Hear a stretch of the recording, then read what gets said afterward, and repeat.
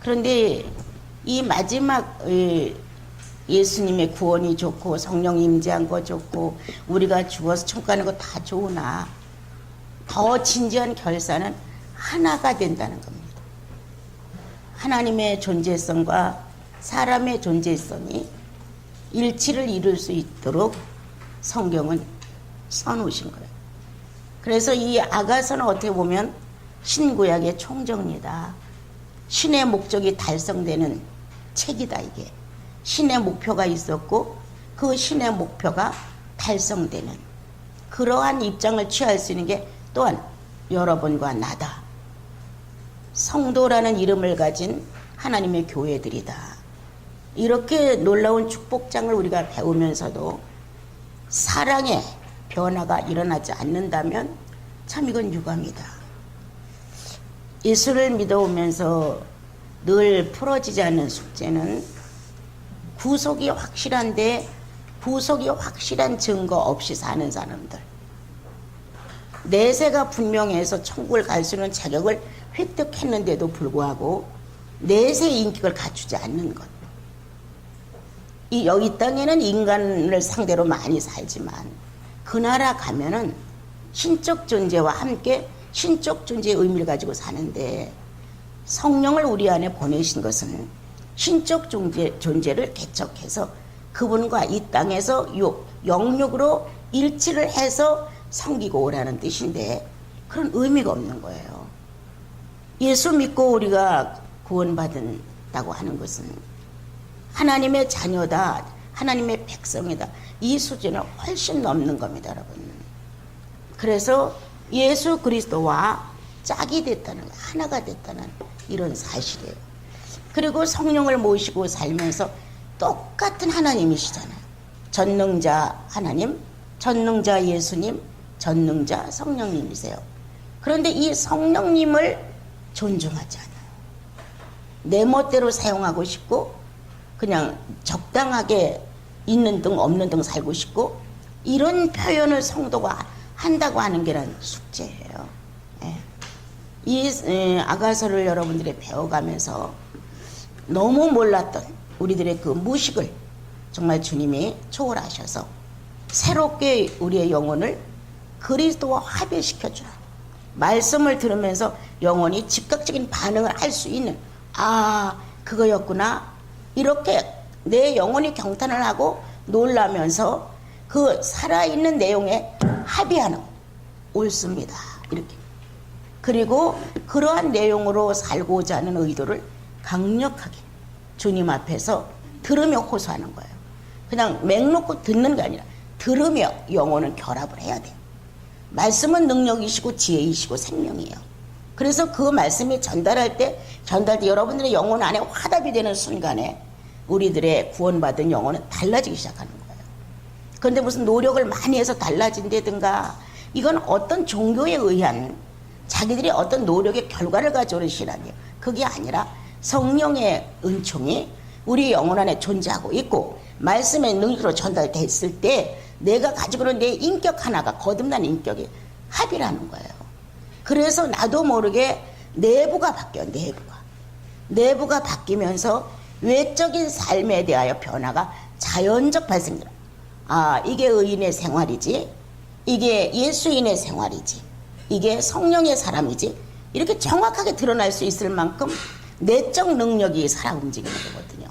여러분들이 이제 사장을 배우면서 정말 내가 하나님이라는 전지전능을 탈출해야 한다.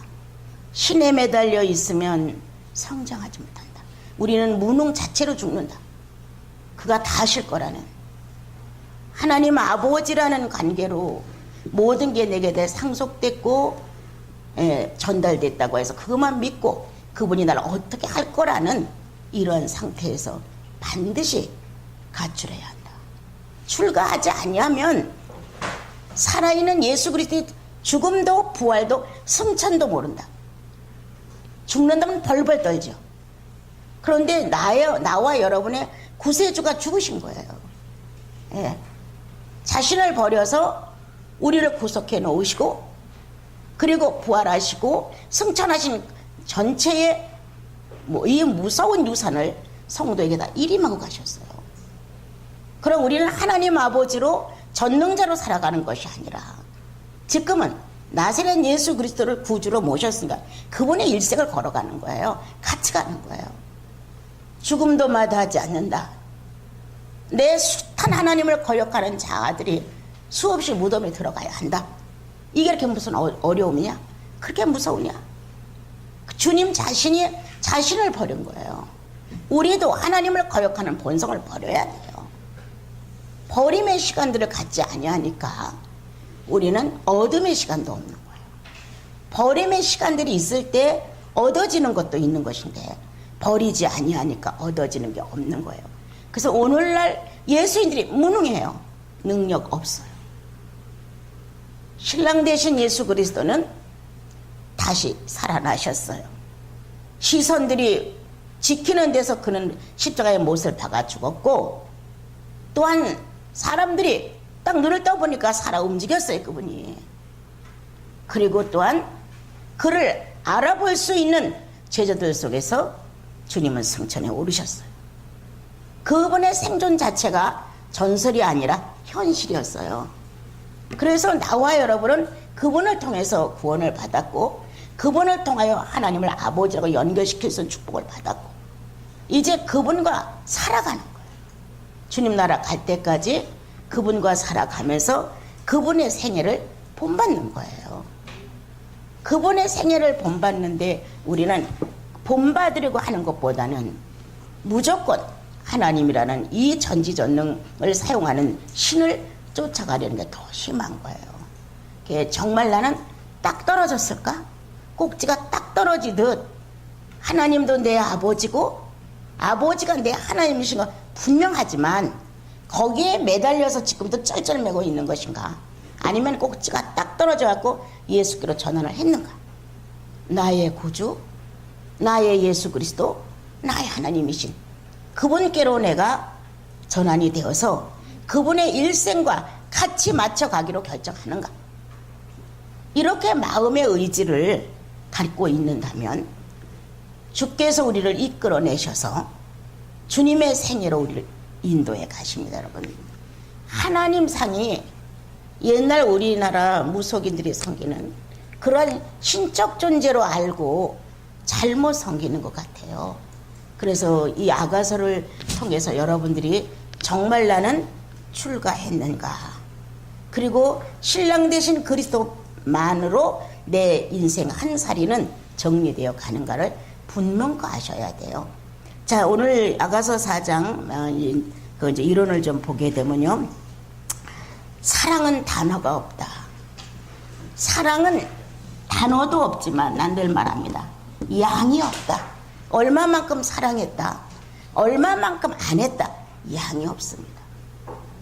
우리는 너무나 정확한 저울추에다 매달아 놓고 나는 이만큼 헌신했다, 나는 이만큼 고난을 받았다, 이렇게 양을 조절하는 마음을 많이 갖습니다.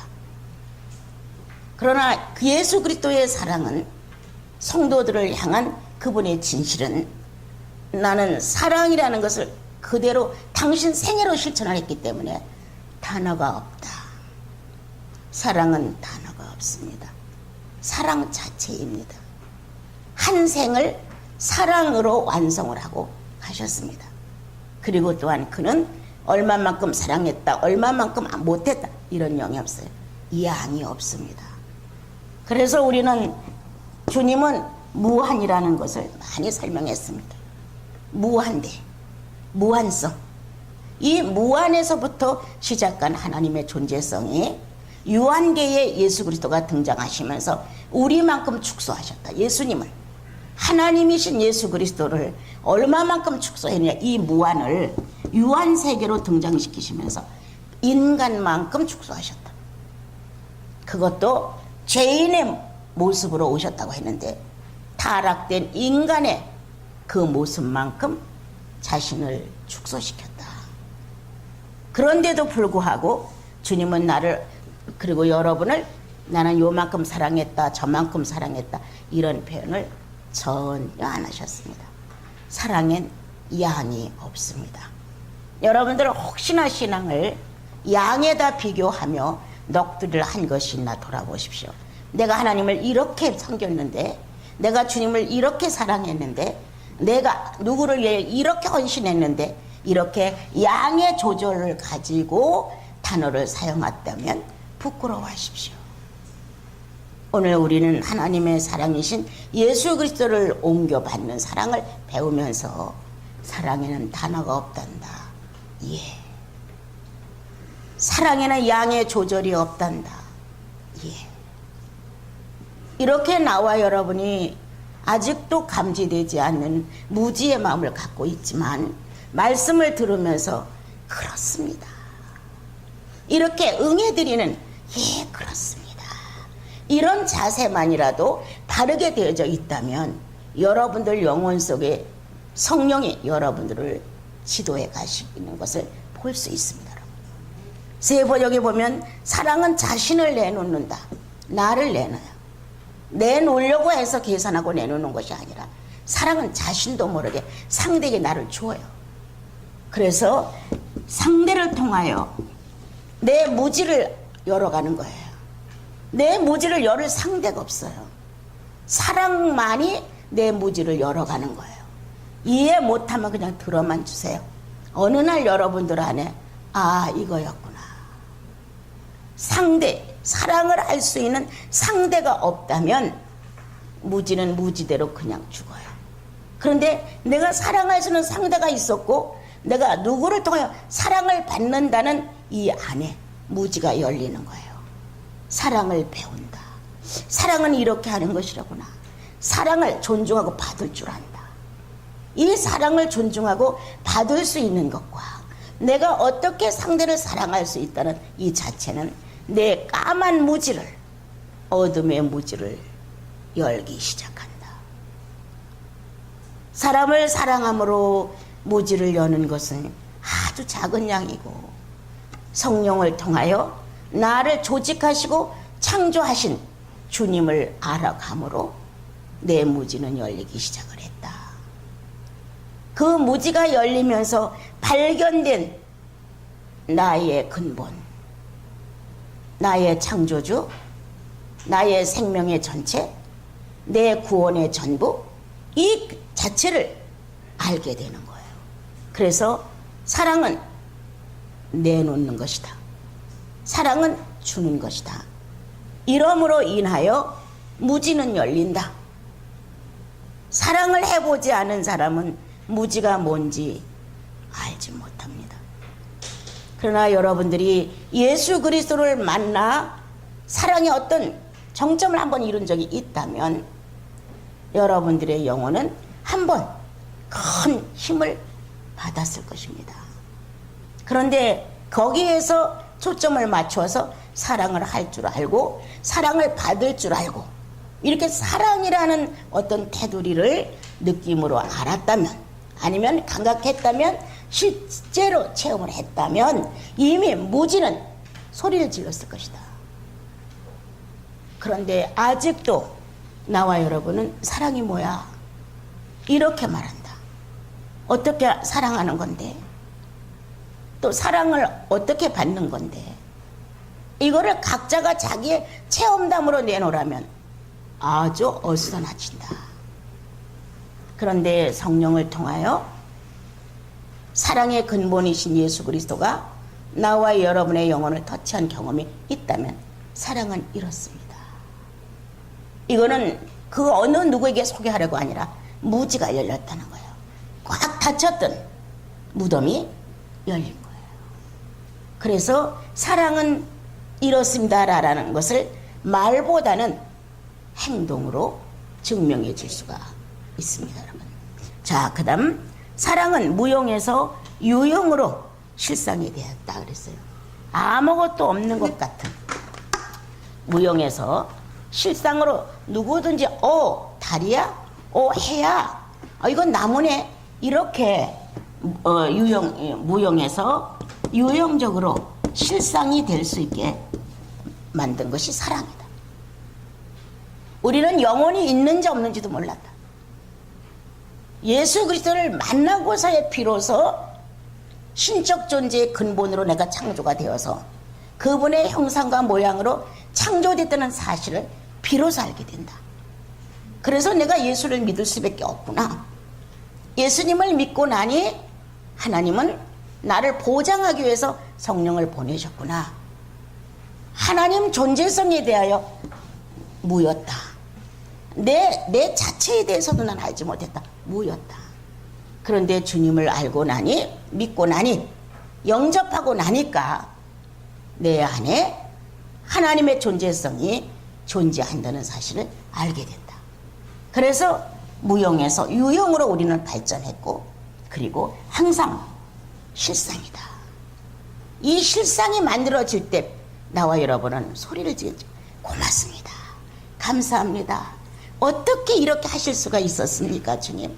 이렇게 무형에서 유형으로 실상이 만들어질 때마다 영혼은 신과 함께 한다는 탄성을 소리칩니다. 이야, 놀랍다. 이렇게 멋있는 주님이신가? 여러분들은 무릎을 꿇고 어떤 모습을 제스처해 가면서 기도를 해야 예수 믿는 걸 착각하는 거예요. 아니죠. 이렇게 영혼 자체가 살아서 하나님의 신성을 감각하면서 탄성을 울리는 거예요. 이럴 수가, 이렇게 멋있을 수가, 이렇게 능력직일 수가 있을까? 이런 신적 존재의 삶을 내게서 발견하는 거예요. 그래서 자신을, 나와 여러분의 자신을 체험하는 순간이다. 예. 무에서 유형이 되고 이것이 실상으로 드러나면 난 확인한다. 맞습니다. 이렇게 확인하면서 나는 나 자신을 체험한다. 나는 살아있다. 나는 주님을 만났다. 나는 성령이 누구신가를 체험했다.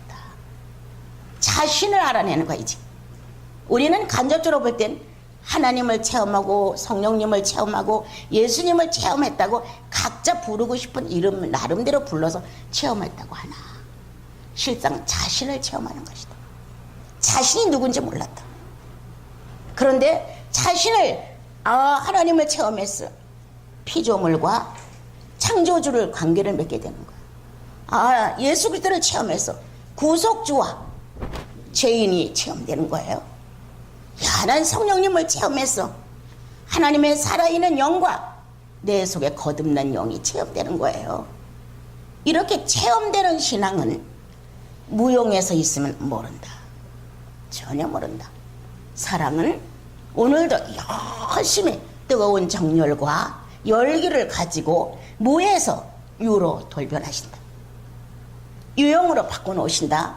그리고 나와 여러분 이 사랑 안에서 실상을 만난다. 사실이었어. 이렇게 영혼 전체가 사실이었어. 누가 얘기를 해줘서가 아니라 내 자신 스스로가 확신한다. 그리스도였어. 주님이셨어. 이렇게 확신되는 사랑은 나를 확신시킨다. 내 존재를. 사랑은 상대의 존재를 통해 나를 확신시킨다는 거. 여러분 이 말 이해합니까? 상대를 통하여 내 존재를 확신시켜줘요. 사랑은 나 자신을 체험케 한다. 내가 죽었는지 살았는지, 내 인생이 의미가 있는지 가치가 있는지, 내가 정작 사람답게 사는지 못 사는지 잘 몰라요. 그런데 사랑은 알게 하신다. 그래서 나와 여러분은 오늘도 사랑에 대해서 배우면서 사랑은 무형에서 유형으로 실상이 되게 한다. 이게 무슨 소리인가 알아들을 수 있다면 그거였구나. 믿음은 바라는 것들의 실상이에요. 보지 못한 게 증거를 하셨어요. 마음속에서 정신계에서 또는 영혼 안에서 움직였던 성령의 감동 감화가 그냥 거기서 끝나는 게 아니라 바깥의 현실로 실상으로 드러나죠. 이렇게 드러남으로 인하여 내가 알잖아요. 확신할 수 있잖아요. 증명할 수 있죠. 이렇게 된다. 그러므로 사랑은 상대를 통하여 내 자신을 체험하는 것이다. 예수 그리스도라는 실존이 있었기에 성령을 통하여 내 안에 존재하고 계시기에 나는 오늘 내 자신을 체험한다. 나는 누구인가? 나는 죄인인가? 나는 기영한가? 나는 잘 성장하고 있는가? 사랑은 체험을 시키면서 내 수준을 금방 발견케 합니다. 나는 정지됐구나. 나는 아주 메마른 땅에서 나오는 것처럼 힘이 없는 상태에서 비비적거리고 있구나. 나는 시냇가에 심은 나무처럼 아주 시절을 쫓아 열매를 풍성히 맺고 있구나. 저마다 자기 상태를 실감합니다. 나는 잃어버린 자처럼 되었구나. 나는 탕자처럼 되었구나. 나는 사마리아 여인처럼 되었구나 하고, 사랑은 자신을 체험케 하는 그때에 영혼 안에서 내 상태를 점검한다. 지어나 이렇습니다. 기도는 사랑과 사랑의 마찰입니다, 여러분. 그런데 이 사랑 속에서 이런 것들이, 기도 속에서 이런 것들이 영혼에 능력적으로 임해오지 않는다면 우리들의 신앙은 거의 다 형식적인 겁니다. 그렇다고 아니라고 말하는 건 아닙니다. 성장이 더디다. 세상적인 의상을 못 벗는다. 아직도 자아의 껍질 속에서 허우적거리고 있지. 탁 터져나간 껍질을 싹 훌렁 벗고 예수 그리스도를 딱 대면해 볼 수 있는 맑고 깨끗한 영적 상태가 안 된다는 거예요. 성령은 오늘도 내 옆에서 계속 부추기고 있는 거죠. 그래서 하나님을 자신 있게 볼 수 있어야 한다. 너의 구주 예수 그리스도를 아주 환하게 볼 수 있어야 한다. 이렇게 권면하고 이끌어 드리려고 해도 우리 자신은 자신을 붙들고 무용 속에서 나오지 않으려고 합니다. 다시, 사랑은 쉬지 않는 침노다. 사랑은 누가 권면해서 되는 것도 아니고, 사랑은 누가 나에게 어떻게 하라고 방법을 가르쳐줘서 되는 것은 아닙니다. 사랑은 사랑이 그냥 침노해 갑니다. 그래서 나와 여러분에서 어떤 생명의 출산을 위한 아주 적극적인 갈망이다. 알고 있는가? 구원받은 성도들은 이걸 알아야 합니다. 내가 구원됐다는 사실은 그리스도의 부활에 출산의 능력이 나를 밀어줬어요. 죽었다가 다시 살아나신 그리스도의 부활의 생명력이 지구에 꽉 차 있어요. 그럼을 통해서 어두움인지 밝음인지 희미한 건지 아무것도 알지 못하고 예수 앞으로 인도를 받아 나갔죠. 누군가가 예수님을 소개했죠. 예수 믿는 분위기가 있었다고 해요. 그때 나와 여러분이 감동을 받고 예수라는 어떤 한 분에 대하여 내가 다른 현상을 일으키게 됐어요. 그리스도가 나를 낳아주는 출산의 능력이 왔다는 거예요.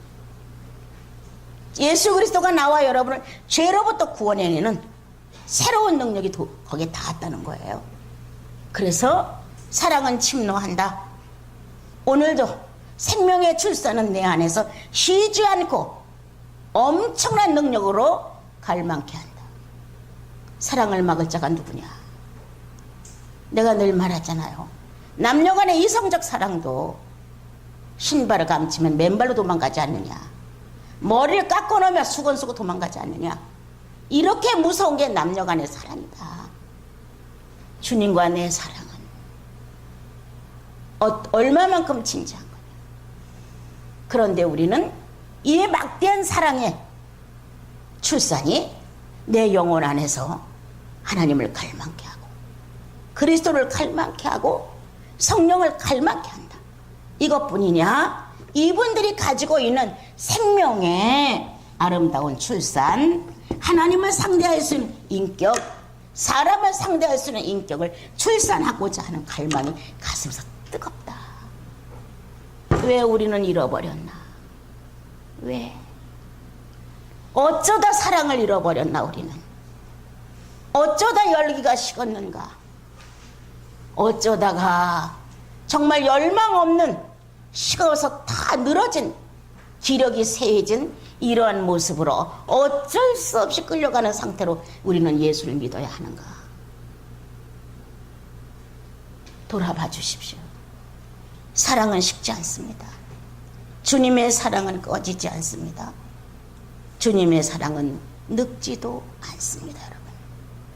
주님의 사랑은 오늘 침노한다. 누가 가르쳐 줘서가 아닙니다. 본능입니다. 사랑은 침노하는 게 본능입니다, 여러분. 나와 여러분의 영혼 안에 사랑은 오늘도 엄청난 능력을 가지고 침노한다. 뭐에 대하여? 인격을 출산하기 위하여. 제일 먼저가 예수를 닮아가는 인격 출산입니다, 여러분. 제일 먼저가 이겁니다. 어찌하든 그분의 유전자를 받았으니 그분의 유전자와 일치가 돼야 되는 거예요. 사랑과 희락과 자비와 충성과 인내와 평화와 이런 성령의 인격이 우리를 통해서 나아져야 되는 거예요. 그러니까 사랑은 쉬지 않고 침노한다. 사랑은 엄청난 출산을 갈망한다. 너의 구주 예수 그리스도와 합일될 수 있는 인격을 갈망하고 있다. 이렇게 성경은 우리에게 너무 진지한 공급을 하고 계십니다, 여러분. 참 너무 나가 늘 그래요. 주님, 너무 몰랐습니다. 너무 난 몰랐습니다. 그리고 나는 늘 핑계를 조금 대지요. 아무도 안 가르쳐 주었습니다. 이것이 예수 믿는 도란다. 이렇게 가야 한다고 어느 누구의 한마디도 못 들어봤습니다. 무식한 나는 성경을 피면 알 도리가 없었습니다.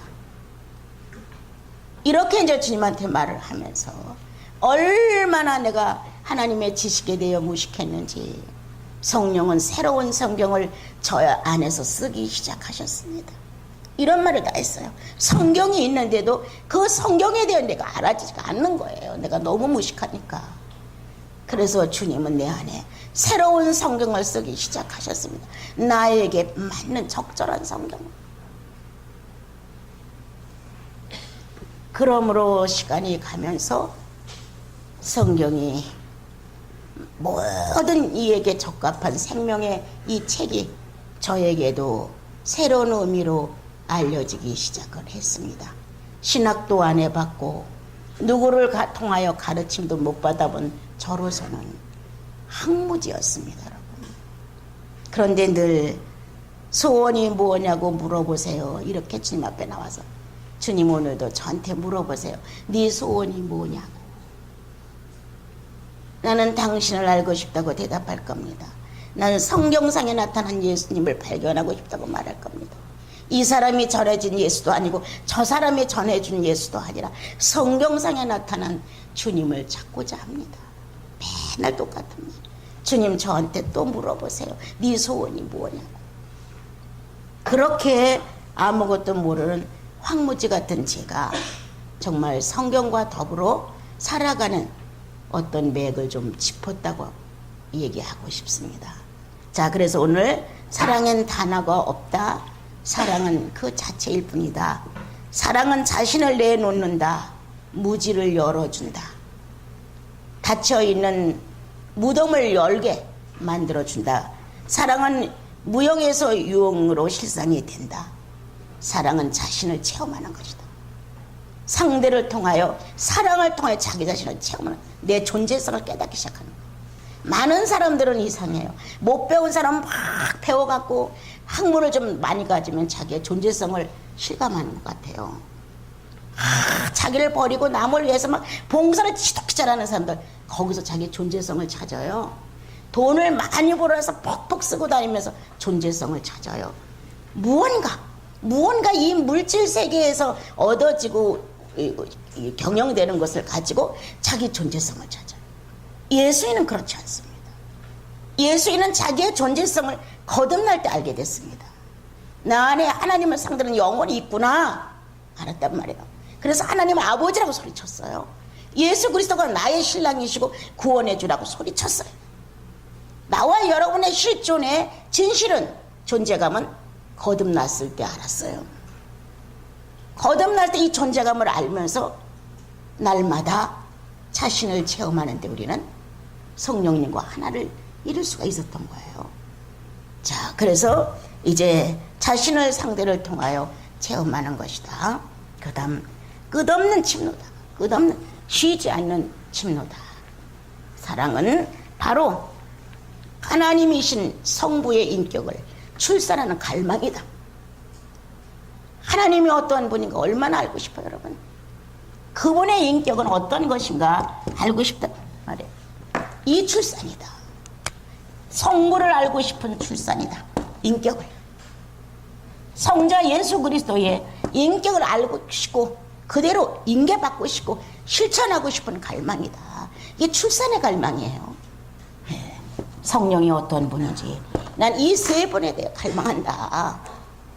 어떻게 성령을 통하여 구속을 통하여 하나님의 창조를 통하여 나는 여기에 맞는 하나님의 대상 인격을 교환하고 싶은, 인격이 하나로 서고 싶은 이 갈망이 있다. 나는 어제도 주일을 말씀을 전달합니다. 윤리다 도덕이다 아무것도 아니다. 윤리적으로 뚜렷하고 도덕적으로 아주 으뜸일지라도 성령 없으면 똑같은 죄인이에요. 똑같은 거다. 그러나 나와 여러분은 윤리나 도덕으로 만족감을 갖고 나는 이만하면 됐어. 그건 아니죠. 그리스도를 만나고 나서는 나와 여러분의 존재 자체는 그리스도 안에 있습니다. 주님 안에 있기 때문에 그런 걸로 만족감을 갖지 못하고 이분에 대한, 내 아버지에 대한, 내 구원자에 대한, 나의 성령에 대한 이 세 분에 대한 인격을 출산하고 싶은 갈망이 가슴에 꽉 차 있는 거죠. 오늘은 어떻게 무엇을 출산할고, 오늘은 누구를 만나는데 어떻게 출산할고, 오늘은 어떤 환경을 만나는데 내가 뭘 출산할고, 이러면 되죠. 내 옛날에 늘 같이 살고 있던 어떤 자매님이 아니 아무것도 가진 것도 없면서 왜 이렇게 배짱이 커요. 저보고 맨날 배짱이 크다는 거예요. 근데 내가 볼 때는 그 자매님보다 내가 배짱이 더 없어요. 근데 그분은 자기보다 내가 더 배짱이 크다는 거예요. 아니 오늘 살다 내일 죽을 수도 있고 내일 살고 모레 죽을 수도 있잖아. 그럼 근본은 어디야? 이 현실이야? 그 뒤에 현실이야? 이렇게 말을 제가 하죠. 그러면 가만히 있어요. 나는 이 앞에 있는 현실보다 뒤에 현실이 더 소중해. 훨씬 소중해 나는. 그래서 앞에 있는 현실에서 그렇게 쪼물쪼물하고 우울하고 뭐 난 이렇게 살고 싶지 않다. 뒤에 있는 현실이 내 현실이니까 난 당당하게 살고 싶다. 그래 맨날 그분이 나보고 똥배짱이라고 그랬어요. 똥배짱이야. 그래. 나 상관없어 그래도. 아무것도 없는데도 배짱이야. 괜찮아. 될 수 있어. 이렇게 해나갔거든. 사랑은 용감하게 했다. 예. 사랑은 구질구질하게 안 했다. 사랑은 누구 앞에 가서 내가 아픈 척 안 하게 하셨다. 없는 척 안 하게 하셨다. 사랑은 얼마나 당당했는지. 내 안에 하나님의 이 놀라운 생명의 출산을 매일매일 해야 하고 살아가야 되는데 이 출산이 막히면 어떡해요? 아기를 못 낳으면 어떡해요? 인격을 못 낳으면 어떡해요? 낙태가 되는데. 여러분 오늘 사장을 배우며 사랑 정리를 해드린 거를 조금 품어 보십시오.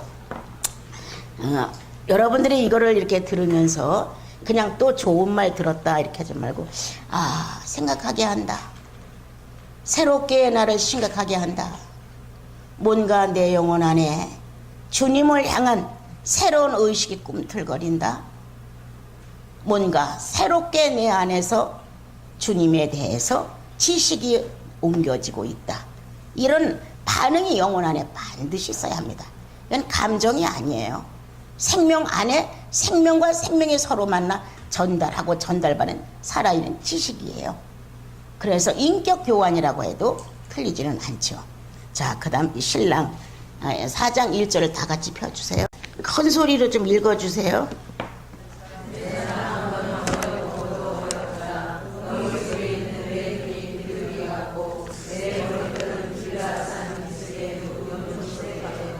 예, 내 사랑아, 너는 어여쁘고도 어여쁘다. 너울 속에 있는 가리워진 그 앞을 싹 이렇게 가리는 거 있죠? 가리워진 내 눈이 그 비둘기 같도다. 또 이렇게 여러 가지를 이제 정리를 했어요. 여기서 내 사랑아, 내 사랑아 자신 있게 불렀어요. 신랑이 신부를 놓고 내 사랑아. 그러면 이 사람이 무결점이냐 아니다. 우리는 착각해요.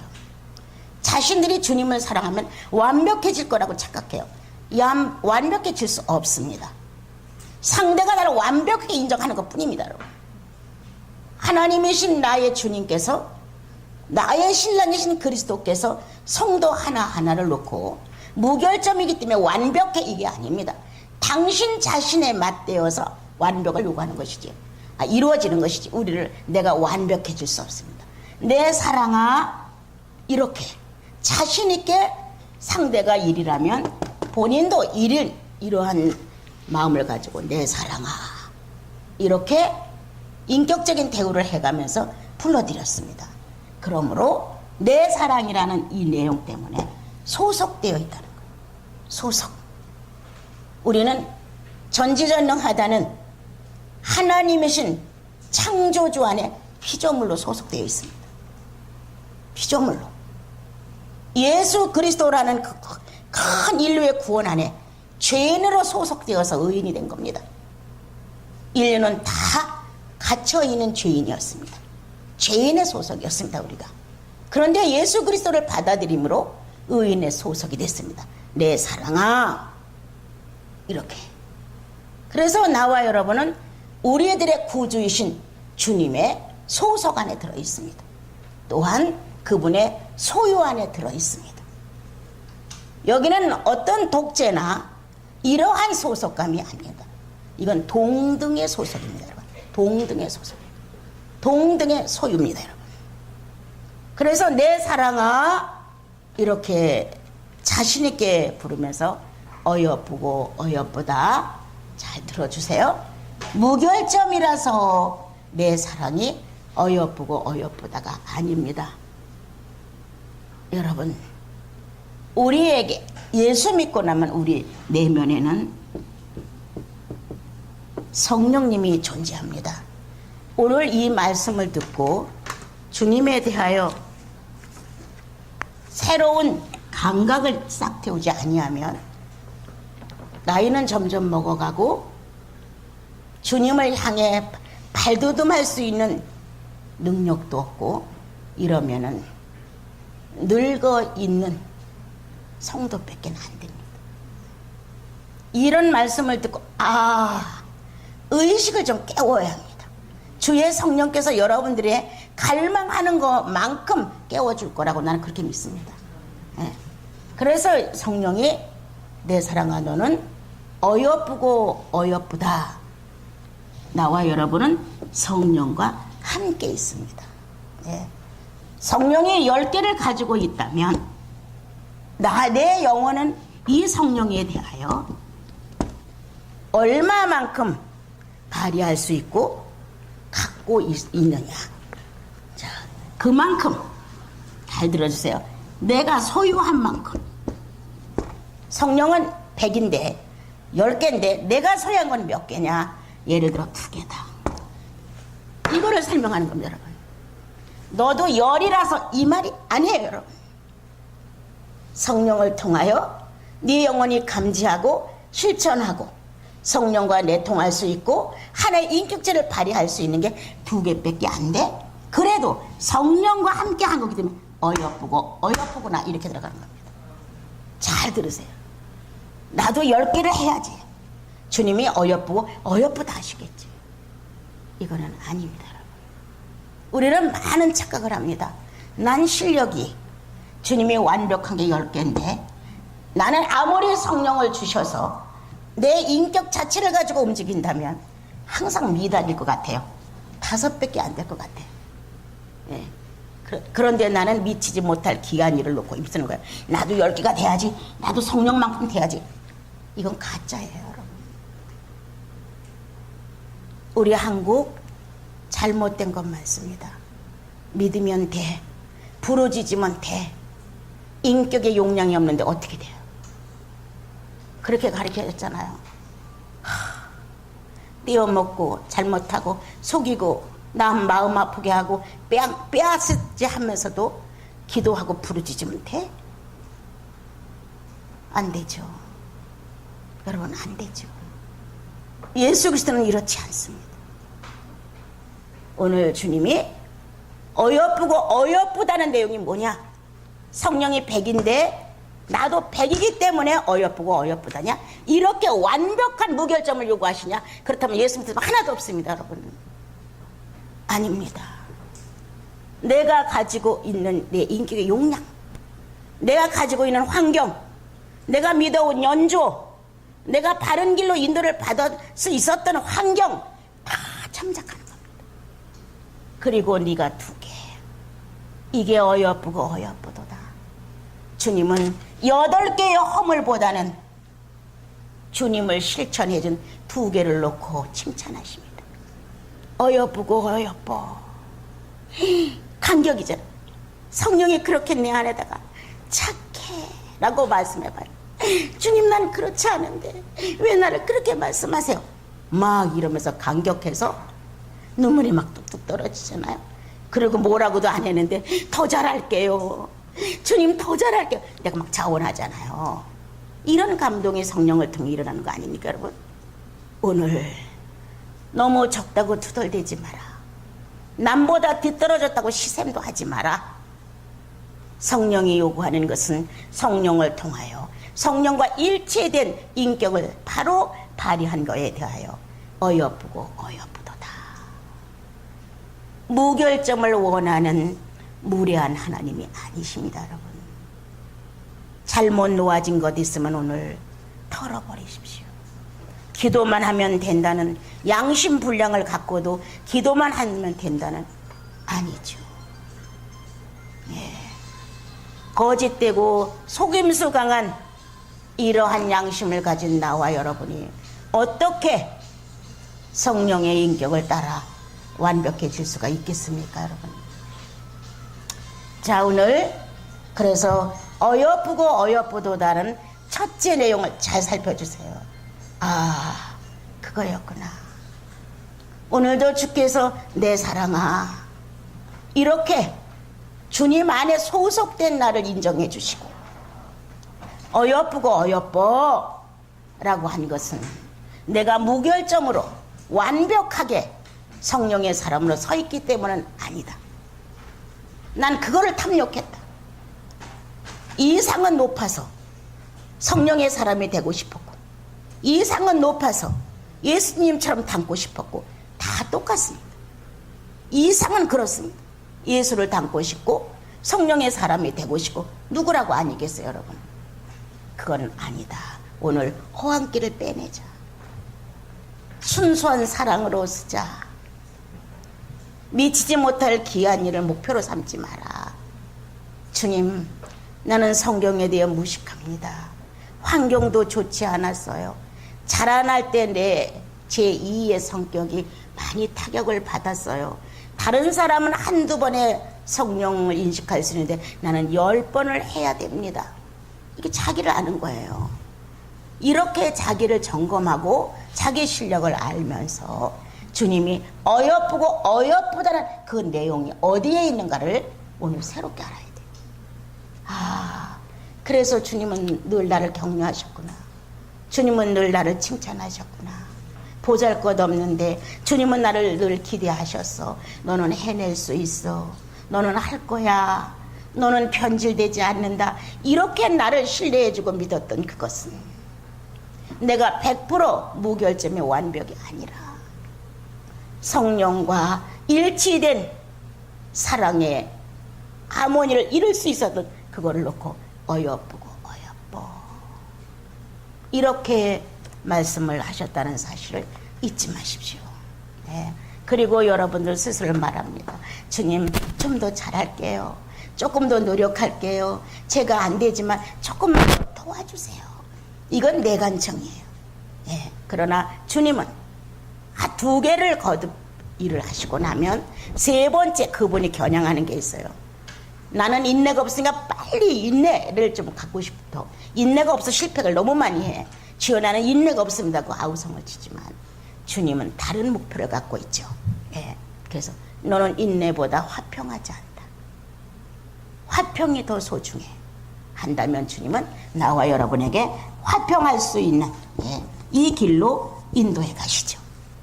그래서 연단을 받게 하시고 고백을 하게 하시고 실패했다고 울게도 하시고 가슴 아프게도 하면서 화평하지 못한 내 비인격적인 성격에 대하여 치료를 허락하시죠. 그렇게 가는 거예요.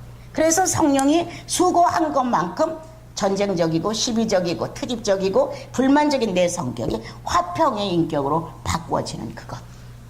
어여쁘고 어여쁘. 성령이 썩지 않는, 새하지 않는, 부패성 없는 기질로 역사하셨기에 어여쁘고 어여쁘다. 예. 성령의 우리는 본질, 성령의 본능을 우리는 많이 여러분께 설명했어요. 성령으로 되었기에 어여쁘고 어여쁘다. 이렇게 설명해 주죠. 그러면 성령으로 될 수 있었던 것은 물론 성령이 시도를 하십니다. 그러나 나와 여러분의 의지, 선택이 플러스 돼야 합니다. 성령이 역사하시고 성령이 시도하시고 성령이 권고하시고 했어도 감동하시고 그렇지만 내 의지가 예라고 합의를 해야 합니다. 그래서 둘의 인격이 성령의 요구와 응해지는 내 인격이 의지가 하나가 됐을 때 어여쁨입니다. 예, 이게 어여쁨이에요. 참 어여쁘다. 그러나 아무리 성령이 감동, 감화, 충만을 드러냈다 할지라도 내 의지가 거기에 순복을 안 해주면 어여쁨이 될 수 없습니다. 전혀 없죠. 예. 자, 그다음 그 내용을 좀 잘 알으셨으면 이거 조금 꺼주세요. 좋겠습니다. 자, 그다음 이제 이 신랑은 신부의 세련, 거기 읽어보세요. 신부의 세련됨의 탄성이다 이랬어요. 예. 자, 그다음 여기서 나타난 그대로 설명해 볼게요. 자, 어여쁘다. 자, 통찰력 또는 명철함. 예. 신부가 바깥으로 행위를 보여주는데 다른 처녀들보다 통찰력이 있었다. 예. 다른 처녀들보다 명철했다. 이 통찰력과 명철함이 신랑 마음에 탁 들었어요. 어여쁘다. 그런데 통찰력과 명철함이 성령으로 새로 시스템이 된 우리들의 감성, 지성, 의지에서 이것이 출발되지 않으면 어여쁘다라는 단어를 쓸 수가 없어요. 자, 타고날 때부터 예민한 감을 갖고 타고난 사람들 있습니다. 천성적으로 명철한 사람이 있습니다. 예, 통찰력 넘치는 사람 있습니다. 그런데 이것을 떠나 이건 자연성이고 성령 안에서 예수 믿고 나서 성령에 의한 통찰력, 예, 자신을 보는 통찰력, 자신을 제일 먼저 봐요. 나는 과연 내가 나를 통찰해 봤을 때 의인의 삶이야? 라고 자기를 지적할 수 있는 통찰력. 너는 선악과를 따고자 했어. 그건 네 의지였잖아. 이렇게 나를 책망할 수 있는 통찰력의 판단. 자, 명철함. 이렇게 밝힐 수 있는 옳고 그름을 밝혀내면서 사리를 분별해 나갈 수 있는. 그래서 사랑은 무례히 행하지 않는다. 무례히 행하지 않는 것은 어느 정도 통찰력과 명철함이 함께 가질 때 그 모습을 드러내주는 겁니다. 예수 믿으면서 무례한 사람 너무 많아요. 너무 많아요. 정말 무례하죠.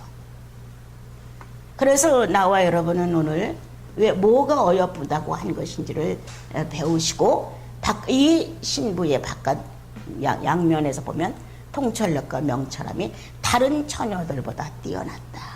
예, 이거는 자, 내가 가지고 있는 자, 성령의 속성과 내가 주님을 바라는 내 영혼의 소원이 있어요. 예, 이 성령의 속성과 내가 거듭난 영혼이 나도 이렇게 통찰력이 있으면 나도 저렇게 명철함이 있으면 에서처럼 죽 한 그릇에 장자권을 팔지는 않았을 거야. 이런 게 우리 안에 있단 말이에요. 그래서 우리 안에 선한 소원이 있는 거예요. 이런 성령의 요구와 나의 마음의 소원이, 선한 소원이 일치를 이루면 당연히 통찰력과 명철함이 내 안에서 발휘되기 시작을 합니다, 여러분. 그런데 예수님은 이런 걸 요구하지 않더라고요. 무조건 잘 살면 됐고, 어디 가서 그냥 칭찬받으면 좋고, 모든 게 그냥 만사형통했으면 좋겠고, 있는 대로 자기의 아주 보기 흉한 모습을 막 하고도 아무렇지 않으면 괜찮겠고, 막 이런 식으로 무대뽀로 우리가 살으려고 그러는 거예요. 근데 성경은 우리에게 그렇게 하지 않죠. 네, 오늘 그 여인이 다른 여자들보다 칭찬을 받고 어여쁘다고 하신 것은 그에겐 통찰력이 있었다. 그는 명철했다. 사리가 분명했다. 이치가 정확했다. 여러분, 예수인은 이래야 됩니다. 사리가 분명하고 그래도 10개 중에 하나는 실수를 합니다. 명철이 뛰어났어도 10개 중에 하나 실수합니다, 여러분. 그래도 우리들이 삶을 살아가면서 미련둥이는 되지 말아야 되니까 주님 앞에서 주여 내가 명철하지 않습니다. 명철해야 되는데 주여 내가 명철하지 않아. 앞뒤를 구분하지 못할 때가 허다합니다. 주여 내가 통찰력이 약해서 이건지 저건지 무분별하여 성도의 어떤 모습을 내가 자꾸 놓칩니다. 이런 안타까움으로 선한 소원을 아랜다. 성도가 통찰력이 있고 명철함이 뛰어난 건 성령의 요구다. 예. 성령의 요구와 성도의 소원이 일치를 이룰 때 나와 여러분은 주님이 어여쁘다고 한다는 것입니다. 자, 그 다음 보십시오. 어떤 것이냐 어여쁨이 또한. 자, 내면입니다. 주님이 보시는 것은 외적인 어떤 모양새보다는 내면의 인격을 설명하는 것입니다. 그래서 내면에 아주 하나님의 성령이 이끌어 갈 수 있을 만큼 난 너 갖고 싶어. 난 너를 좀 내가 소유해야 되겠어. 내가 너와 어떤 일을 해야 되겠어. 이렇게 할 만큼 매력이 있었다는 거예요. 네. 여러분, 하나님의 일을 한다고 하는 것, 우리는 가룟 유다처럼 스스로 먼저 나서서 자기가 자원을 하면 거의 실패를 합니다. 주님이 좋아서 부르셔야 돼요. 그 사람이 100%가 다 좋아서가 아니라 하나님의 어떤 선한 일을 해내시는 기질을 딱 보시는 거예요. 주님이 보시고 나는 이거를 사용하고 싶어. 이렇게 선택을 하시는 거예요. 그분이요. 그게 매력이에요. 그분이 가지고 있는 성도들이 하나하나 저마다의 특성이 다 있는데 성령이 보시고 난 이거를 내가 사용하고 싶다. 난 이거를 내가 갖고 싶다. 이렇게 하는 것은 내면의 매력이 주님을 선택하게 했다는 거예요. 네. 이게 굉장히 중요한 거예요. 주님이 선택합니다. 주님. 그런데 우리는 한두 가지의 결정 때문에 하나님의 거룩한 선택을 무시할 때가 많아요. 지가 뭐를 해? 지가 무슨 능력이 있어? 지가 무슨 경험이 있다고? 이렇게 무시를 하는 거예요. 그러면 뭘 무시를 하느냐? 주님의 선택을 무시하는 거예요. 그렇게 하지 마라. 나와 여러분을 100의 100을 다 완벽해서 축복하느냐? 아니다. 주님이 보실 때 갖고 싶은 게 있다. 나는 요거를 갖다가 내가 활용하고 싶다. 그래서 주님의 선택권이 이루어지는 것이다. 매력이 있다. 주님의 선택권을 이룩할 수 있는 매력이 그 속에 들어있다. 이건 말이에요. 그것이 어여쁨이다. 자, 그 다음 이제 2절로 갑니다. 자, 또 크게 읽어주세요.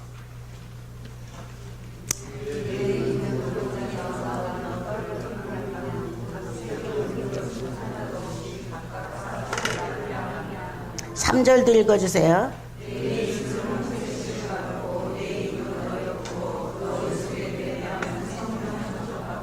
예.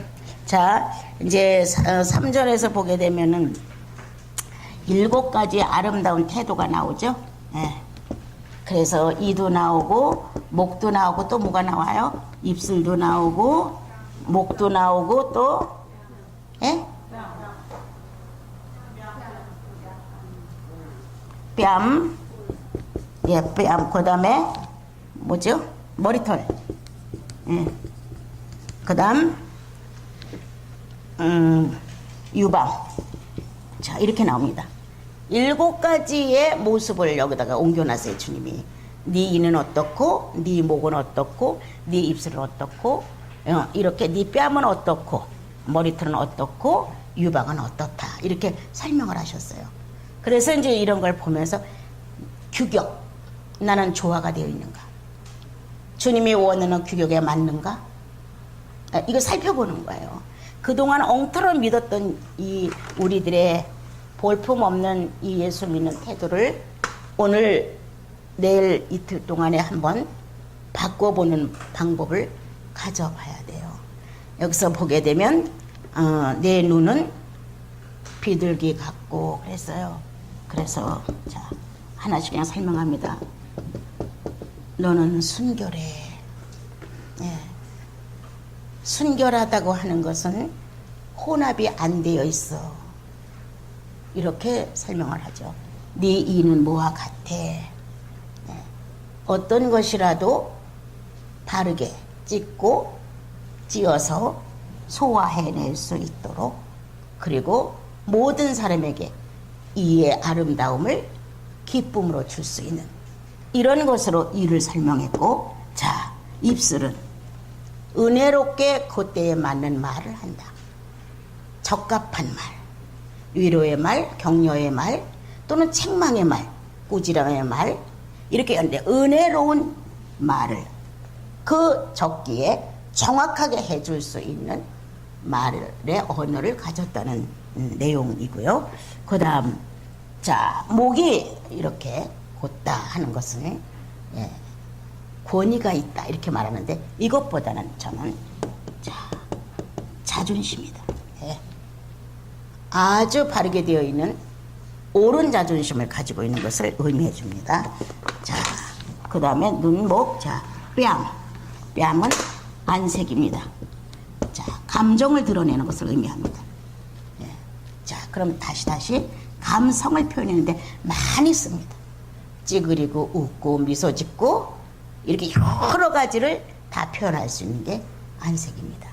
자, 그 다음 머리털은 단정, 정리정돈을 말합니다.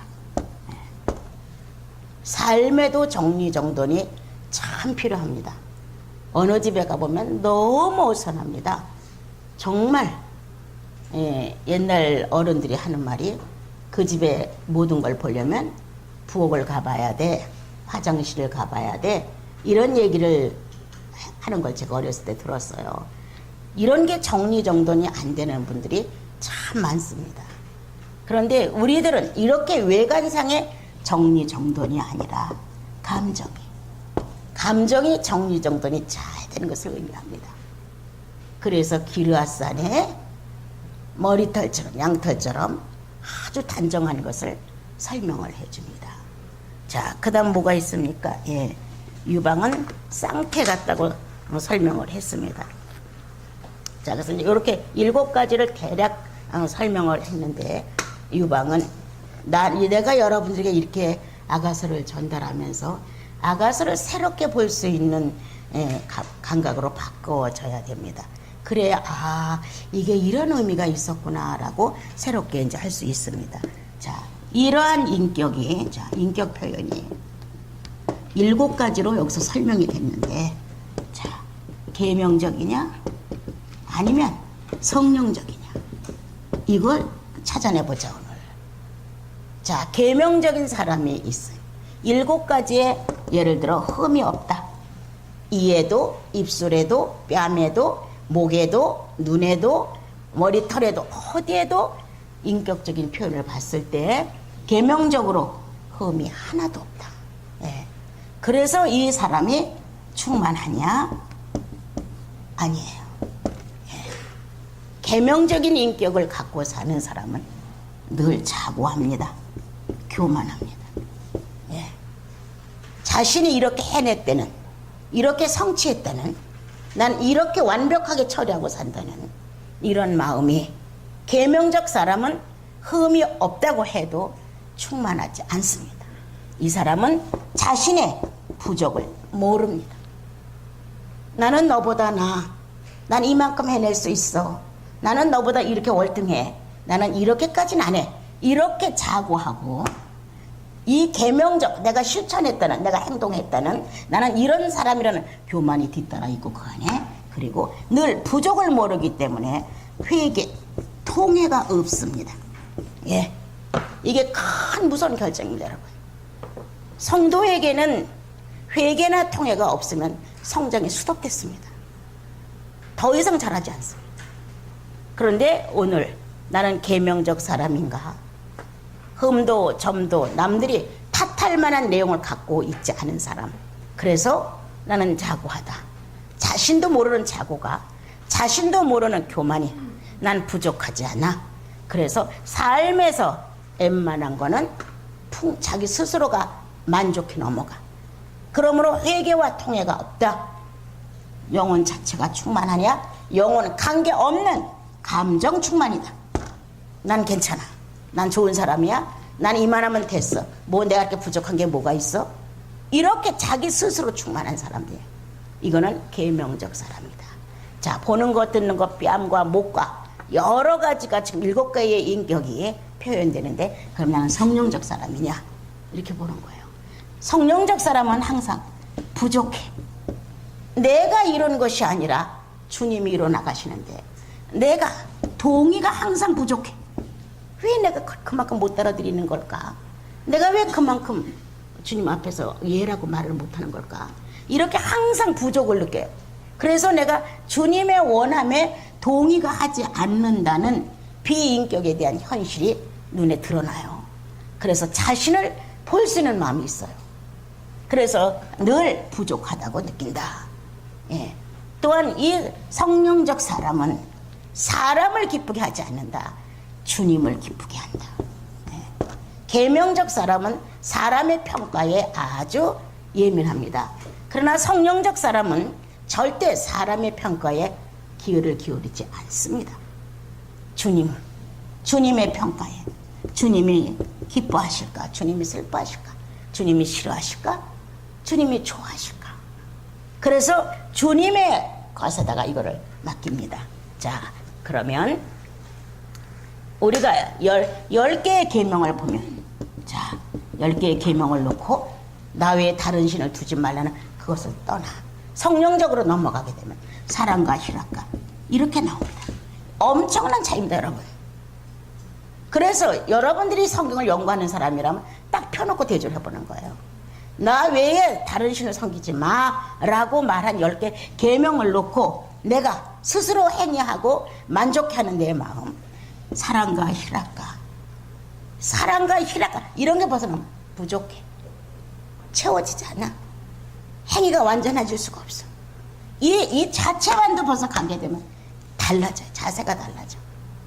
이렇게 해서 성경적 사람이냐, 성령적 사람이냐, 아니면 계명적 사람이냐가 내 안에서 이 내 표현을 보고 분리해 본다. 항상 부족함을 느끼느냐. 네. 그리고 사람 위주가 아니고 주님 위주다. 주님이 기쁘게 받으셨을까? 주님이 좋아하셨을까? 그리고 도전적이다. 내일은 더 잘할 겁니다, 주님. 성령으로 저를 덮으소서. 주께서 하실 일입니다. 이렇게 주님과 함께 동의해 갈 것을 늘 요청하는 마음이 선하게 있다는 거예요. 자, 조금을 했어도 충만이다. 잘 들으세요.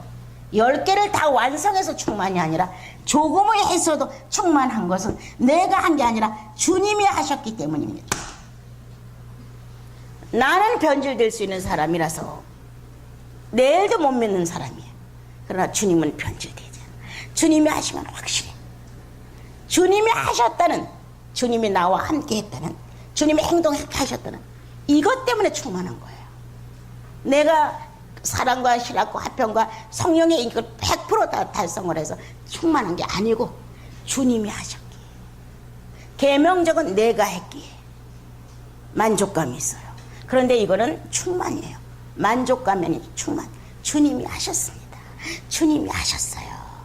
이렇게. 그래서 교만하지 않다. 항상 주님께로 공로를 돌린다. 항상 아쉽다. 난 얼마만큼 잘해야 될까? 주님이 어떻게 하면 기뻐하실까? 이런 마음으로 항상 아쉽죠. 예. 그리고 늘 고백하는 말이 주님 부족해서 죄송해요. 똑같죠. 주님 부족해서 죄송해요. 이런 말을 하게 되죠. 자, 그 다음 제 목에 대해서. 예, 여기는 고든 성품 이렇게 써요. 정직한. 자, 아까 조금 더 하면 자존심. 예. 이렇게 이제 정리를 하는 거예요. 너의 목은 망대 같고 이렇게 나옵니다. 꼭 꽃이 서서 예, 모든 것을 좌우시켜주는 망대와 같고 이렇게 좌우를 구분해주게 해주는 이렇게 말을 했어요. 그런데 이 내용을 놓고 고든 성품, 좌로도 우로도 치우치지 않는 성품, 정직한 성품, 좌로도 우로도 치우치지 않기 때문에 불법이나 불의에 대하여 결코 쉽게 용서하지 않은 자존심. 네. 이것이 바로 목을 자랑하는 거였어요. 자, 여러분께 설명을 할게요.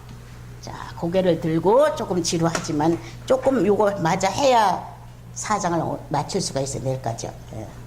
자, 성부, 성자, 성령. 자, 이렇게 놓고 볼 때 성부는 어떤 분이에요? 자비롭다. 또 뭐예요? 주님은 은혜롭다. 주님은 거룩이다. 주님은 공의다. 자, 이렇게 말합니다. 주님은 우리가 많이 배웠죠. 뭐예요? 희생이다. 그 다음 존중이다. 그 다음 예? 겸손이다. 자, 성령은 사랑과 희락과 이렇게 많은 게 있어요. 이런 것 중에서 이제 많이 있지만 딱 정리합니다. 잘 들어보세요. 성부가 가장 권위 있는 것은 자비도 은혜도 거룩도 공의도 아닙니다.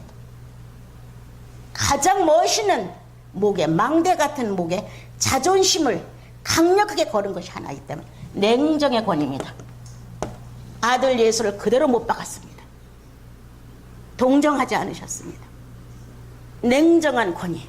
우리 성도들 속에는 몇몇이 아주 냉정합니다. 그게 인간적인 냉정이 아니라 하나님의 자존심을 놓고 냉정합니다. 어떤 겁니까? 오늘 잘 들으셔야 됩니다. 평생에 잊지 말아야 됩니다. 아들 예수 그리스도를 십자가에 못을 박아서 이런 잔인성이 없어요. 전 세계 어느 역사를 봐도 누가 자기 아들을 십자가에 못을 박아 죽입니까? 그런데 하늘도 외면을 했다고 합니다. 하나님도 쳐다보지 않았다 합니다. 냉정하게 선을 긋습니다. 성부의 가장 큰 자존심은 냉정성입니다. 냉정의 권위입니다. 여러분들이 시련 받을 때, 어려움이 왔을 때, 주님이 저런 나를 안 돌아볼 때 허다해요. 인생에. 냉정의 권위입니다. 이 냉정의 권위가 냉정의 자존심이 쓰지 않으면 성부는 할 일을 못합니다. 여러분. 수천 년, 수백 년, 수억 년의 인류의 역사를 보십시오. 아버지의 냉정성이 아니면 지구는 버틸 수가 없습니다. 얼마나 천지 조화가 우리들이 알지 못하는 전 세계 구석구석이 얼마나 주님의 풍무작용을 통해서 천지 창조를 통해서 얼마나 힘을 썼습니까? 많은 희생을 냈고 많은 아픔을 냈고 많은 파괴를 냈고 그렇게 해서 지구는 살아갈 수 있게 하셨습니다. 그분은 냉정의 권위다. 엄청납니다. 여러분. 오늘 이 말을 들을 수 있는 사람은 귀에 복이 있습니다. 성부는 냉정의 자존심이 최고였어요. 그렇지 않으면 아들 예수를 못 박지 못해요. 내가 신인데 신의 아들이 그까지 로마인 같은 짐승 앞에서 목숨을 끊어 하루아침에 살려내지. 하루아침에 살려내죠. 소돔과 고모라를 유황불을 떠뜨려서 한 나라를 망가뜨렸는데 그 순간 하늘에서 유황불을 내려서 그것 좀 없애는 건 아무것도 아니죠. 그런데 아니었죠. 성부는 다른 사람에게 냉정한 것이 아니라 아들 성자 예수를 놓고 냉정한 자존심을 세우셨다. 귀 있는 사람 오늘 들으셔야 됩니다. 이것도 좋다 저것도 좋다 해서 마음 좋은 사람으로 끌려다니지 마시고 냉정하십시오. 주님 앞에서 어떻게 냉정한 것이 하나님을 위한 것인가 배우셔야 합니다. 자, 우리는 성자 예수 그리스도가 여러 가지를 하셨습니다. 예. 그 중에서도 나와 여러분은 어느 사람은 예수 그리스도를 설명하려면 뭐예요? 희생이에요. 저마다 있어요. 예. 그런데 성자에게서 가장 권위는 겸손이었습니다. 예. 예. 죄인으로 오셨기 때문에. 죄인은 사망입니다. 죽어야 되는 거예요. 신은 죽을 수가 없어요. 신은 죽을 수가 없는데 얼마만큼 자기를 낮췄느냐? 죄인이 되어서 죽는다는 거예요. 사망으로 나를 넘긴다는 거예요. 예수의 최고의 권위는 겸손이었어요. 예. 나와 여러분 조그만 일에 자존심 상한다고, 조그만 일에 기분 나쁘다고 이렇게 하면서 죄인으로 조금만 부족한 사람으로 나를 몰면 여러분들은 발탁거립니다. 조금만 손해가 오는 것 같으면 기분이 팍 상합니다. 예수 믿는 나와 여러분이 그래서는 아니 되죠. 그는 어떻게 하나님이신 영원성을 가진 그분이 그것도 사람도 아니고 죄인으로 사망으로 넘겨지나 가는데도 그대로 쫓아갔다. 이것만큼 큰 권위는 없다. 여러분들의 겸손의 권위가 여러분들의 사생활 중에 있나 보십시오. 그래서 많은 사람이 이 겸손한 인격의 권위 때문에 자연적으로 변화를 받는, 대화 중에서도 인정을 해주는 뭔가 성령의 역사로 상대가 굴복해 하는 것을 봐야 합니다. 자, 그 다음 성령은 사랑과 이런 게 참 많습니다. 난 여러분들에게 전합니다. 자, 성령의 권위는 어떤 것이었냐? 그분이 지니고 있는 최고의 자존심은 어떤 것이었느냐? 그것은 탕감입니다. 나 이거 내가 주님 앞에서 알았을 때 울었어요. 탕감. 그리스도는 십자가에서 단번에 한 번으로 탕감을 끝냈지만 내 여정이 끝날 때까지 바보가 되어야 되는 성령님. 탕감. 또 없는 것처럼 씻어주고 또 없는 것처럼 씻어주고 내 생애가 예수 믿고 40년이라면 40년간 성령은 바보다. 바보. 계속 믿어야 했다. 계속 손해를 봐야 했다. 상대를 위해서 바보가 되지 않으면 상대를 살릴 수가 없다. 탕감이었어.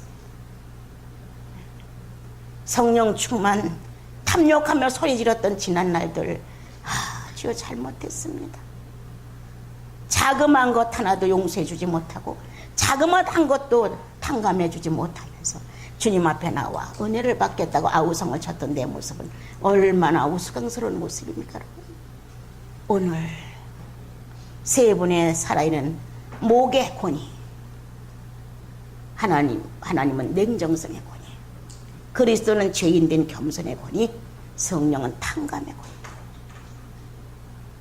이것이 신랑의 눈에 신부의 목이 그렇게 곧게 아름답게 있었다는 것입니다.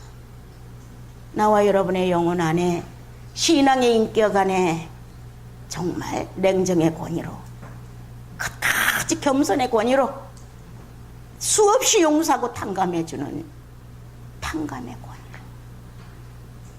여러분과 나가 머리와 얼굴과 가슴을 연결시키는 이 목을 자존심 있게 지켜주자. 자존심 있게. 자, 그 다음 5절로 내려갑니다. 5절 읽어주세요.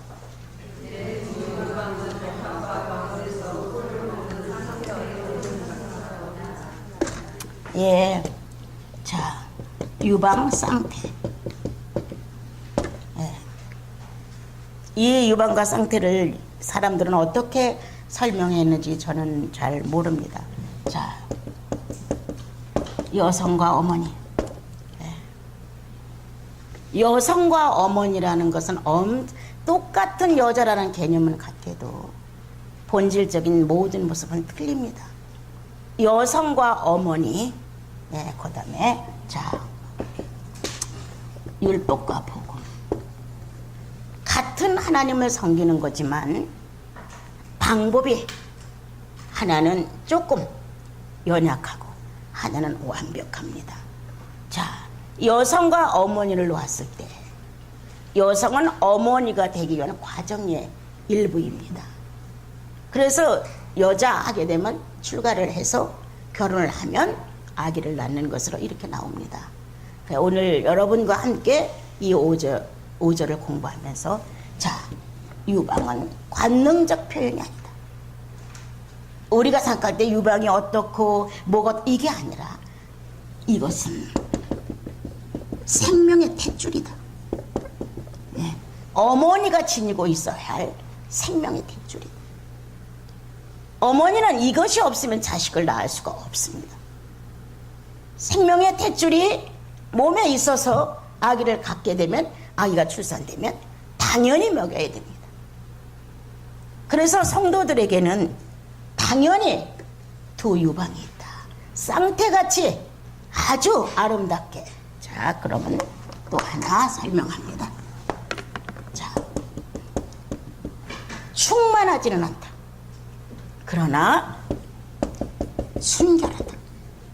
예. 어머니가 아기를 낳아서 기르고 여성의 입장을 취하는 일에 있어서 죄인된 사람들은 육체의 어떤 관능성을 놓고 말할 수 있지만 우리들은 그리스도와 나를 놓고 봤을 때 주님이 내 속에서 아직 정상적으로 만족한 여성으로서의 충만은 아직은 아니었다. 그래서 누이라는 말이 들어간다. 누이라는 말.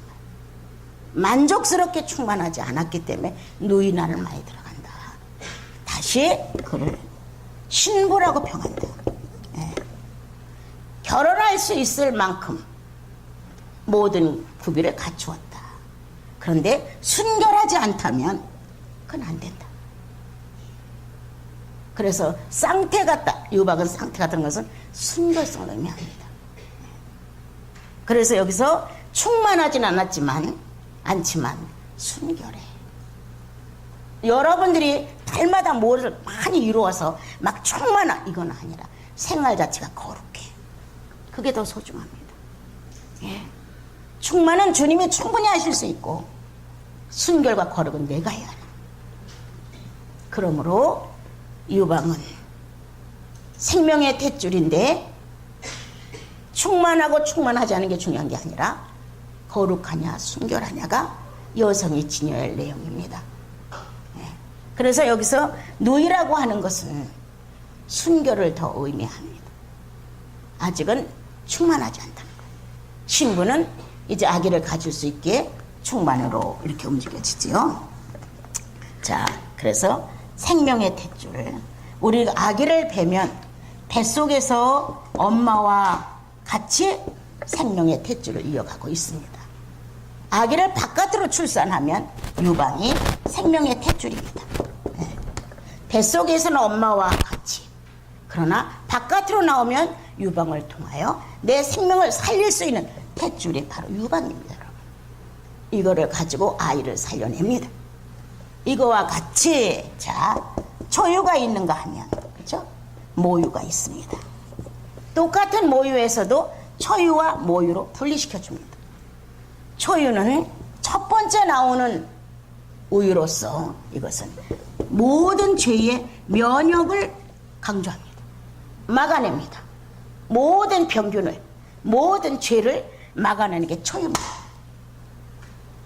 그러나 그 뒤로부터 계속 나오는 모유를 통하여 건강이 유지됩니다. 네. 자, 그럼 여러분들에게 설명합니다. 자,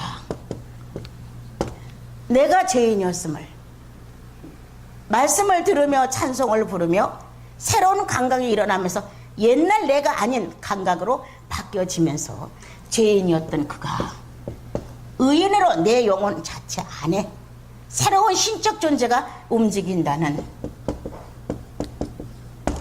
성령의 움직임이 있다. 예수 그리스도를 통해서 용서를 받고 죄인이었던 내가 의인이라는 자격을 갖출 때 성령은 이 안에서 역사를 합니다. 처음으로 나와 여러분이 감각, 이 가슴 안에서 어떤 새로운 신의 감각이 일어날 때 여러분들은 어떤 음성을 발해서라도 주님이다, 하나님이다, 아버지라고 탄성을 터뜨렸다. 이때 그때 죄인입니다 해도 좋고 감사합니다 좋고 주님이 나를 사랑하셨으니까 해도 좋다. 그러나 첫 초유가 터져나왔다. 누구를 통하여? 성령을 통하여. 초유는 성령을 깨닫게 하는 겁니다. 성령의 생명의 능력의 역사가 없으면 구원 받았어도 안 됩니다. 율법에 허망했던 율법, 왜 유대인들이 안 됐습니까? 성령이 터져나오지 않았기 때문에 안 됩니다. 우리가 예수 믿고 구원 받으면 내 안에 성령이 팍 터지게 됩니다. 초유가 내 입에 물려지게 됩니다. 성령은 모든 죄를 소멸하느니라. 태우는 불이니라. 성경에 다 있는 말이에요. 하나님의 영은 소멸하는 영이라고 되어 있어요. 초유는 내게 들어오신 성령의 역사는 불법을 태운다, 불의를 태운다, 죄를 용납하지 않는다, 다 태우게 됩니다. 그게 초유의 역할이다. 자, 그 다음 나와 여러분은 이제 초유를 통해서 하나님의 성령의 역사를 맛보고 그 안에서 자라가면서 자, 죄를 고백한다. 초유의 능력이다. 초유가 들어와서 죄를 면역시키는 거죠. 죄를 고백하는 것 초유의 능력이다. 그 다음 여러분은 성장하고 자라야 됩니다.